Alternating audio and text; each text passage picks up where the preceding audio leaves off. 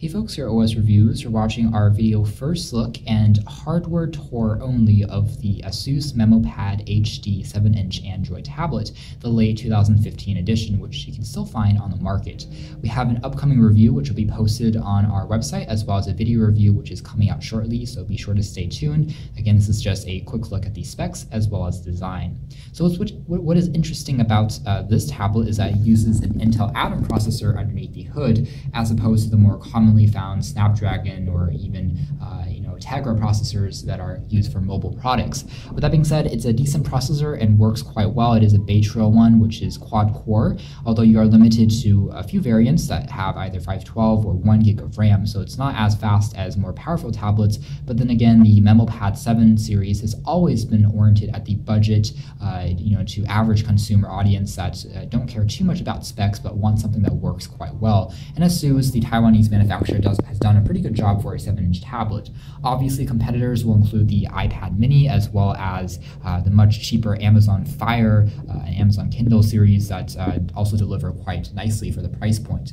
That being said, you do have a more organic experience with the HD7 just because it has regular Android Lollipop without too much bloatware going on. The back features access to a megapixel camera without any vanity mirror or any flash, but it does work.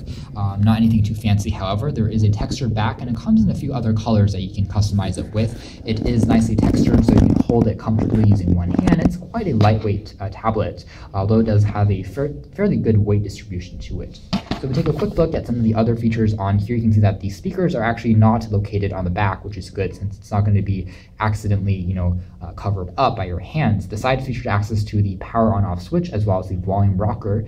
It's a peculiar choice for the positioning of the keys just because it's slightly slanted, and as a result makes them a bit difficult to press when you first pick up the tablet, but after using it for a few days, you get used to it. The other side features access to a micro USB port for expanding the built-in memory, which you have 4 or 8 gigabytes depending on the variant that you pick up, which is fair. And the price point here is $150 MRSP, but they can now be found for under 80 bucks or so street price if you get it on Amazon or eBay. The top features access to a 3.5mm headphone jack, which is used for listening to audio equipment, hooking up to an external speaker. There's also access to a micro USB port for charging, and it takes roughly 3 hours to completely charge up. And afterwards, I got roughly 2 to 3 days of usage before I needed to recharge it again. So decent battery life. Believe it or not, the back cover is not meant to be user replaceable, but can be pried off, and you have access to the battery, which isn't meant to be replaced. But the front features access to the Asus logo, which is embedded in this chrome-like accent. It's made out of a capacitive screen, so it does feature Gorilla Glass's multi-touch capacitive technology, and it has, it's an IPS panel, so viewing angles are quite wide and generous. You have access also to a 720p HD resolution. The top features access to a front-facing camera, which is capped at 2 megapixels, so it's okay for Skype as well as WeChat, but not great if you're taking selfies. There's also no LED light. Most importantly, though, the top also features access to the speaker, so it has a front-facing speaker, which is great if you're listening to audio, as well as playing back video clips from, let's say, Netflix or YouTube, and it does a quite nice job as far as entertainment is concerned. Let's do a quick look at what the tablet first looks like once you try to power it on. So the boot up time itself is going to take a bit longer than a Snapdragon counterpart, maybe powered by Snapdragon's 400 series.